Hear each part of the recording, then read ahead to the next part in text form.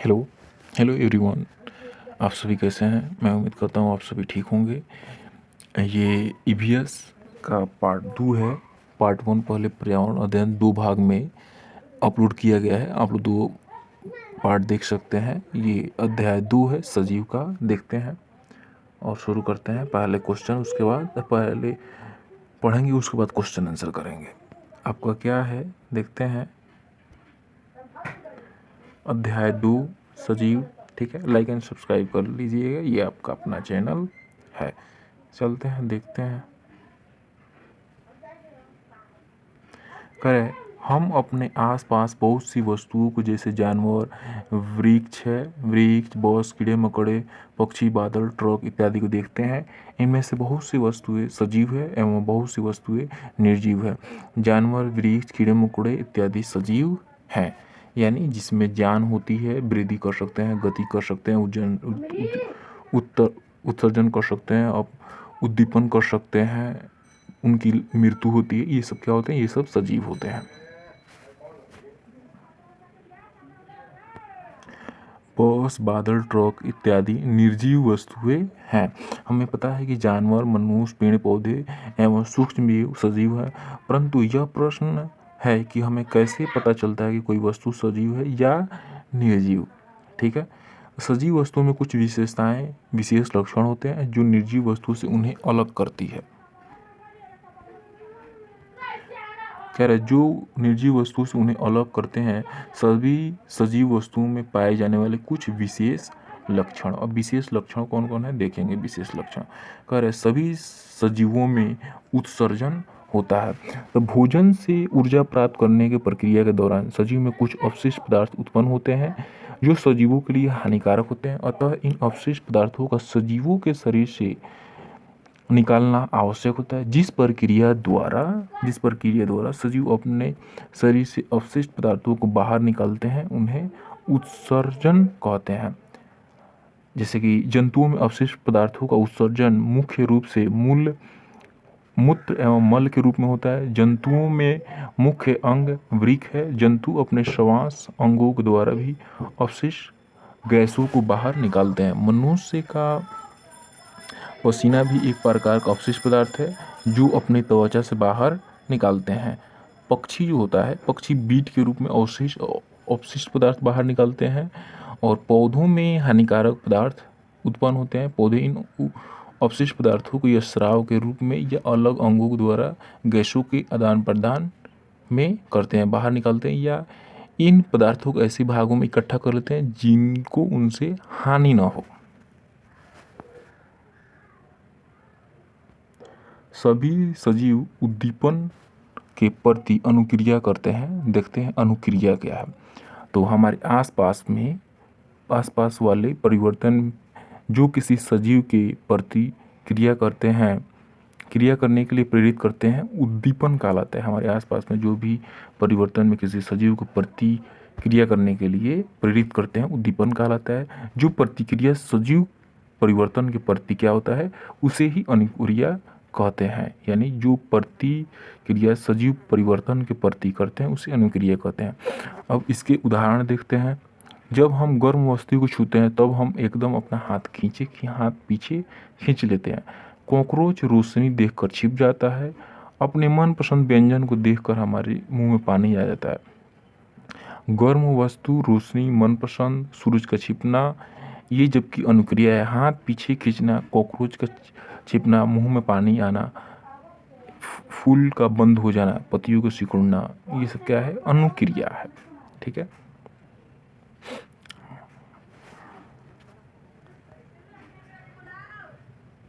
करे सजीवों में इंद्रियां होती है। तो मुख्य रूप से जंतुओं में निम्नलिखित 5 इंद्रियां होती है। अब 5 इंद्रियां कौन कौन होगी देखते हैं। करे आँख नेत्र देखने के लिए, कान सुनने के लिए, नाक सूंघने के लिए, जीभ स्वाद के लिए और त्वचा महसूस करने के लिए। यानी जो मनुष्य की जो आँख होता है वो देखने के लिए होता है, कान होता है वो हम सभी जानते हैं सुनने के लिए होता है, नाक सूंघने के लिए होता है, हम किसी वस्तु को सूंघते हैं, और जीभ स्वाद के लिए, यानी कोई चीज़ खाते हैं तो हमें उससे स्वाद का पता चलता है। त्वचा हम गर्मी ठंडा को महसूस करते हैं। सजीव गति करते हैं। तो जंतुओं में गति दिखाई देती है क्योंकि वे एक स्थान से दूसरे स्थान तक जाते हैं। जंतुओं में चलने का ढंग अलग अलग है। कुछ जंतु चलते हैं जैसे मनुष्य, शेर, कुत्ता, बिल्ली आदि। ये सब क्या आदि? ये सब जंतु हैं।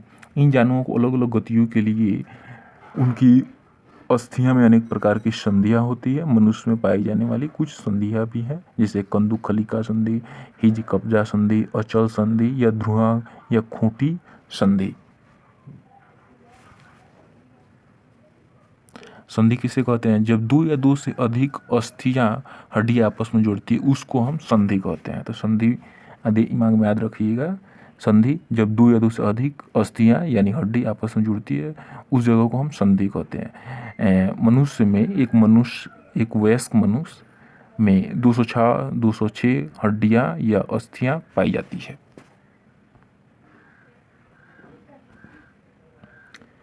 क्या लिखा हुआ है कि मनुष्य सजीवों में प्रजनन होता है। तो देखते हैं, जिस प्रक्रिया के द्वारा सजीव अपने समान संतान उत्पन्न करते हैं उसे प्रजनन कहते हैं। जिस प्रक्रिया द्वारा कोई सजीव अपने जैसा दिखने वाला बिल्कुल तो पैदा करता है उसे हम लोग प्रजनन कहते हैं। वे जंतु जिनके शरीर पर बाल होते हैं एवं जिनके कान दिखाई देते हैं बच्चों को जन्म देते हैं। इन जंतुओं को जरायुज कहते हैं जैसे मनुष्य, कुत्ता, गाय, शेर, हाथी। सजीवों में वृद्धि होती है। सजीव में एक निश्चित आयु तक लगातार वृद्धि होती है। हम देखते हैं कि एक नवजात शिशु यानी छोटा बच्चा वयस्क हो जाता है। एक छोटा पौधा बड़ा पेड़ बन जाता है। यानी एक छोटा बच्चा 2 साल का बच्चा देखते हैं कि 18 साल जैसे होता है, समय के साथ उसकी लंबाई जो बढ़ जाती है वैसे ही पौधों का भी समय के साथ लंबाई बढ़ जाती है। तो ये वृद्धि है। सजीवों में मृत्यु होती है। तो एक निश्चित आयु के बाद सजीव मर जाते हैं। एक निश्चित आयु के बाद सजीव मर जाते हैं। करे चींटियां अपने समूह को चींटियों को उनके द्वारा छोड़ी गई गंध से पहचान लेती है। यानी आगे आगे चींटियां जो चलती है तो पीछे चींटियां जो उनकी चलती रहती है तो आगे वाला चींटी क्या करती है? गंध छोड़ती है, जिससे पीछे वाला चींटियां समझ जाती है कि इसी रास्ते पे आगे वाला चींटी गई है। कीड़े मकोड़े अपने मादा कीड़े को उनकी गंध से पहचान लेते हैं। जैसे रेशम का कीड़ा दूसरे कीड़ा से दूर रहता है। मादा कीड़ा अपने दूर के गंध से ही पहचान लेता है कि ये मेरा मादा कीड़ा यहाँ पे है। कुछ पक्षी जैसे बाज, गिद्ध और चील जिनकी दृष्टि मनुष्य से 4 गुना ज़्यादा होती है अपने शिकार को दूर से देख लेते हैं। तो मनुष्य से कुछ पक्षी है जो मनुष्य से 4 गुना तेज देख लेते हैं। तो बाज होता है, गिद्ध होता है, चील होता है। और 6 गुना पूछेगा तो आपका शेर बाघ हो जाएगा। मनुष्य से 6 गुना जो होता है वो शेर और बाघ देखते हैं। और 4 गुना कहेगा तो बाज, गीज और चील। पक्षी एक वक्त में 2 अलग अलग चीज़ों को देख लेते हैं क्योंकि उनके सिर के दोनों तरफ आंखें होती है परंतु उनकी आंखें की पुतली घूम नहीं सकती, इसलिए वे अपने गर्दन को घुमा कर अपने आसपास देखते हैं। परंतु उल्लू की आंखें चेहरे के सामने होती है। उल्लू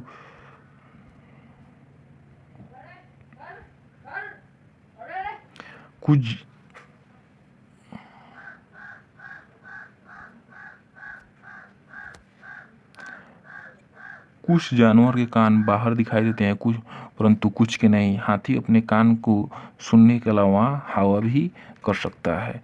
तो हाथी के कान के जो क्या करता है कि वो हिलाते रहता है तो वो अपने आप को हवा करता है गर्मी से बचने के लिए। सांप सुन नहीं सकता है परंतु जमीन पर हुए कंपन को महसूस कर सकता है। मच्छर हमारे शरीर को गंध एवं तलवे की गर्मी से पहचान लेते हैं। सांप के कान नहीं होता है इसलिए सांप सुनता नहीं है पर जमीन के कंपन को महसूस कर लेता है। मच्छर हमारे शरीर के गंध एवं तलवे के से पहचान लेते हैं। पौधे में प्रकाश संश्लेषण की प्रक्रिया कब होती है? तो केवल दिन में, केवल रात में, 24 घंटे, केवल दोपहर में। तो केवल दोपहर तक। तो हम जानते हैं कि केवल दिन में ही प्रकाश संश्लेषण की प्रक्रिया पौधों में होती है, क्योंकि सूर्य से उन लोगों को प्रकाश मिलता है।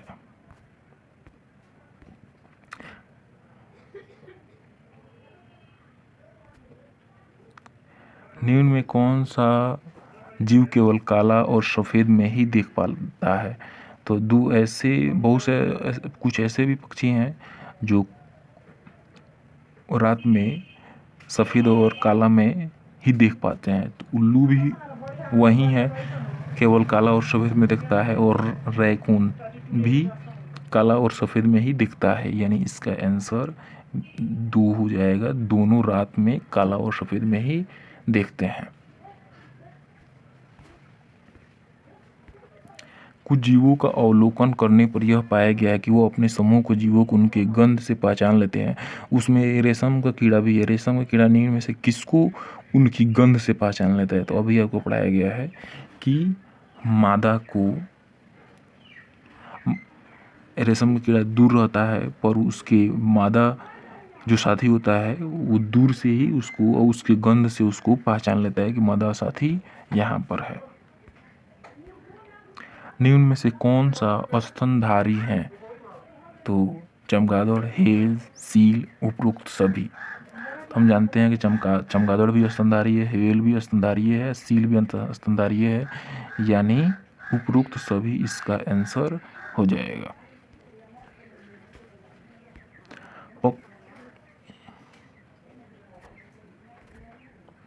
पक्षी एक ही समय में अलग अलग चीज़ों को देख लेते हैं, क्योंकि उनके सिर के दोनों तरफ आंखें होती है। निम्न में से किस पक्षी की आंखें होती है? किस पक्षी के में आंखें होती है, सिर के दोनों तरफ नहीं होती है? तो हम जानते हैं कि उल्लू। निम्न में से किस प्रक्रिया द्वारा सभी जीवों को प्रत्यक्ष अप्रत्यक्ष रूप से भोजन प्राप्त होता है? श्वसन से, उत्सर्जन से, गति से, प्रकाश संश्लेषण से।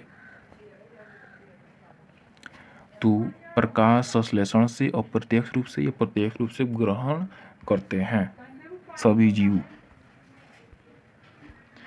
केंचुआ किस के द्वारा श्वसन करता है?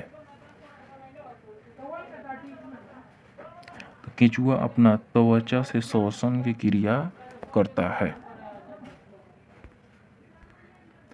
सभी जीव जैसे पेड़ पौधे, जंतुओं, कौन सी समान प्रतिक्रियाएं पाई जाती है?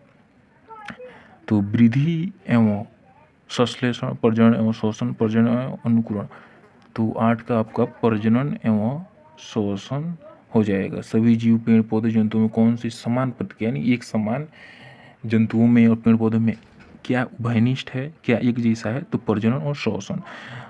जीवों में भी प्रजनन होता है, पेड़ पौधों में प्रजनन होता है। पेड़ पौधे भी सांस लेते हैं, जीव भी सांस लेते हैं, इन दोनों में समान है।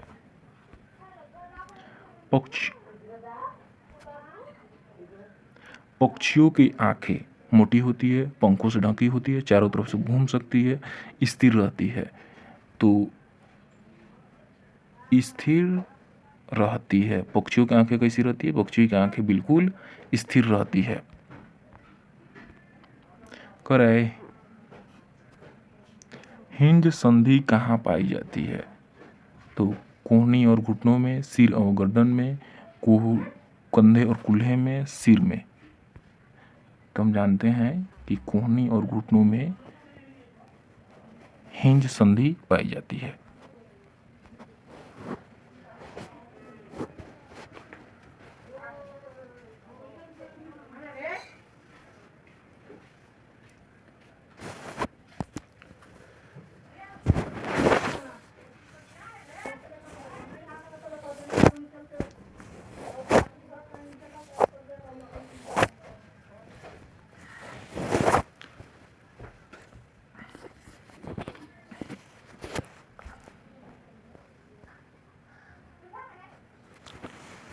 तो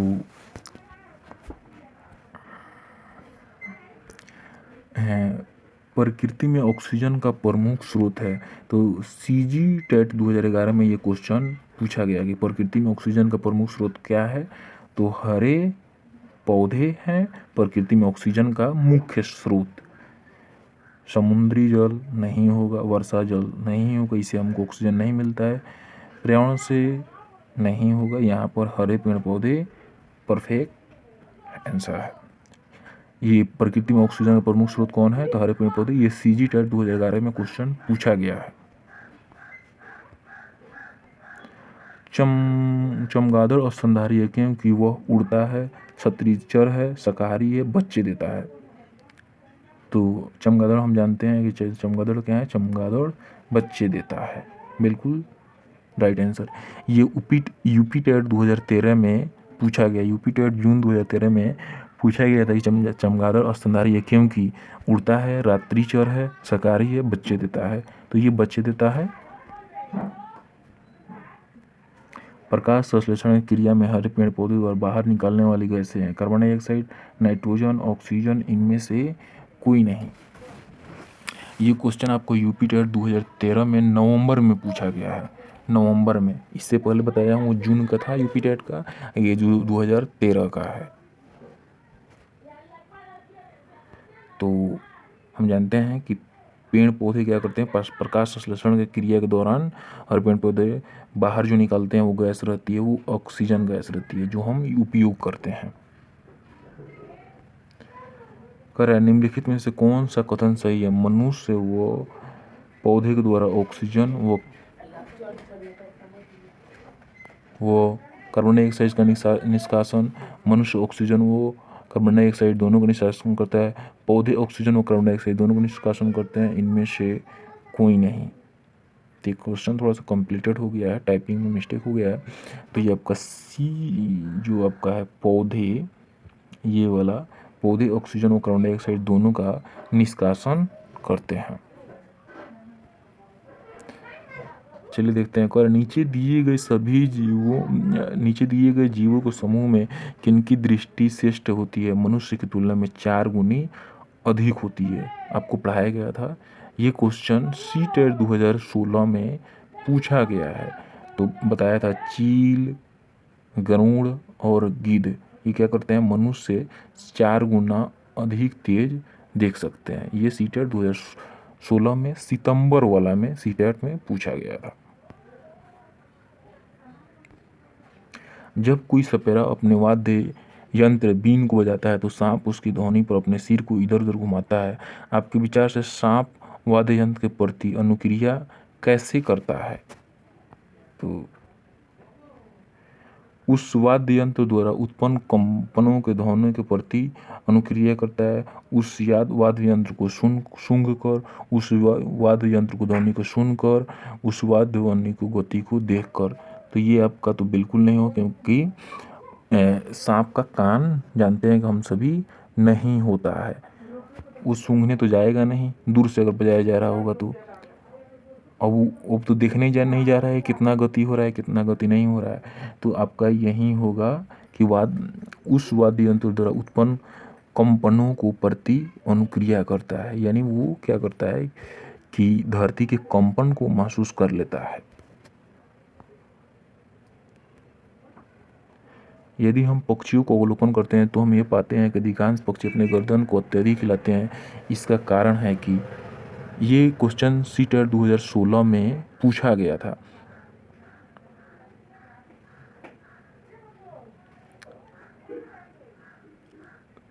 तो हम देखते हैं कि अधिकांश पक्षियों के नेत्र जो होते हैं, आँखें जो होती है वो स्थिर रहती है, घुमा नहीं सकते हैं, ठीक है, इसीलिए अपने गर्दन को इधर उधर हिलाते रहते हैं।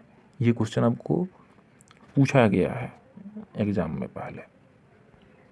नीचे दिए गए सभी जानवरों को निम्नलिखित में से कौन सी विशेषताएं पाई जाती है, छिपकली, गौरैया, कछुआ, सांप। उनके शरीर शल्क से ढके होते हैं, वे अंडे देते हैं, वे जहरीले होते हैं, वे भूमि और जल दोनों में रह सकते हैं। तो कमेंट कर सकते हैं। ये क्वेश्चन आपको फरवरी 2015 में पूछा गया है। तो इन छिपकली, गौरैया और कछुआ और सांप में एक विशेषताएं प्रमुख है, वे अंडे देते हैं? ये क्वेश्चन फरवरी 2015 में पूछा गया है। निम्नलिखित पक्षियों में से कौन से काफी हद तक अपनी गर्दन को पीछे घुमा सकता है? कौवा, कोयल, उल्लू, मैना। ये सितंबर 2014 में क्वेश्चन पूछा गया है। ये सब क्वेश्चन जितना बता रहा हूँ ये सीटेट में क्वेश्चन सितंबर 2014 में पूछा गया था। तो हम सभी जानते हैं कि उल्लू क्या करता है, उल्लू का अपने गर्दन काफ़ी हद तक पीछे घुमा सकता है। कुछ पक्षी हमारी तुलना में 4 गुना अधिक देख सकते हैं। तो चील, बाज, गीद, फाख्ता, कौवा, मोर, कौवा, चील, बुलबुल, बाज, कबूतर, तोता। तो हम सब जानते हैं चील जो होता है, बाज और गिद्ध जो होता है, मनुष्य से 4 गुना अधिक दूर तक देख सकता है। वहीं बाघ और शेर की बात करें तो 6 गुना मनुष्य से यानी हमसे दूर तक देख सकता है। कुछ जानवर रात में जगते हैं। ये जानवर हर चीज़ को जिन रंगों में देखते हैं, बैंगनी और नीला, हरा और पीला, काला और सफ़ेद और लाल और संतरी। ये 7 नंबर वाला क्वेश्चन फरवरी 2014 सीटेट में पूछा गया है। फरवरी में फरवरी में 2014 में जो एग्ज़ाम हुआ था सीटेट का, उसमें पूछा गया था। तो काला, बैंगनी और नीला नहीं होगा, हरा और पीला नहीं होगा, काला और सफ़ेद आपका राइट आंसर है।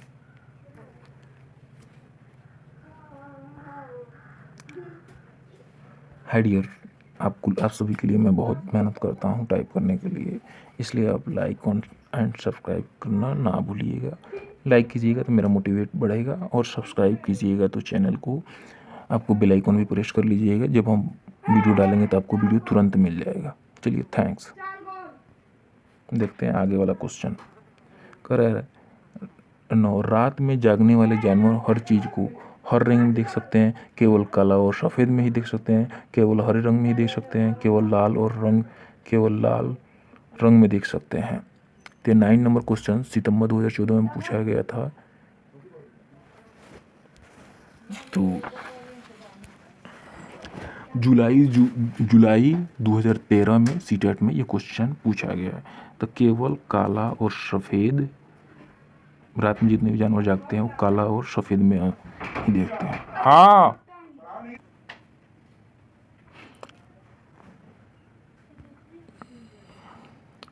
पक्षी अपने गर्दन बहुत अधिक हिलाते हैं, इसका कारण क्या है? पक्षी उड़ सकते हैं, पक्षियों की आंखें पुतली घूम नहीं सकती है, पक्षियों की आंखें छोटी होती है, उनके कान पंखों से ढके होते हैं। ये जुलाई 2013 में जो जुलाई में सीटेट जो एग्ज़ाम हुआ था उसमें ये क्वेश्चन पूछा गया था। तो पक्षियों की आंखें जो स्थिर रहती है, इसलिए वो अपन पक्षियों की आंखें पुतली घूम नहीं सकते, क्योंकि इसकी घुमा नहीं सकते क्योंकि ये आंखें स्थिर रहती है। दोस्तों, लाइक एंड सब्सक्राइब कर लीजिएगा। निम्नलिखित में से जीवन प्रतिक्रिया का कौन सा युग्म पेड़ पौधों जीव जंतु दोनों में मिलता है? तो ये सीटेट जनवरी 2012 में क्वेश्चन को पूछा गया है। ठीक है, तो वृद्धि और प्रजनन, पेड़ पौधों में वृद्धि होता है, जीव जंतुओं में भी वृद्धि होता है। पेड़ पौधे भी प्रजनन करते हैं, जीव जंतु भी प्रजनन करते हैं। तो इन दोनों में ये क्या है? समानता है, एक जैसा है। देखते हैं 12 नंबर क्वेश्चन। ये क्वेश्चन नवंबर में जो एग्ज़ाम हुआ था 2012 में, इसमें ये पूछा गया था। निम्नलिखित में से चुनिए जो अपनी मादा को पहचान उसकी गंध से कई किलोमीटर दूर से ही कर लेता है। चींटी, मच्छर, मधुमक्खियाँ, रेशम का कीड़ा। तो आपको पढ़ाया गया था कि रेशम का कीड़ा अपने कई किलोमीटर से मादा साथी को पहचान लेता है। थैंक्स फॉर वाचिंग, और मेरे चैनल को सब्सक्राइब कर लीजिएगा, बेल आइकन को प्रेस भी कर लीजिएगा। ये जो क्वेश्चन बताया गया नवंबर 2012 में पूछा गया था। इसी तरह अगर डेली बाई डेली वीडियो देखने के लिए चैनल को सब्सक्राइब कर लें। Thanks for watching.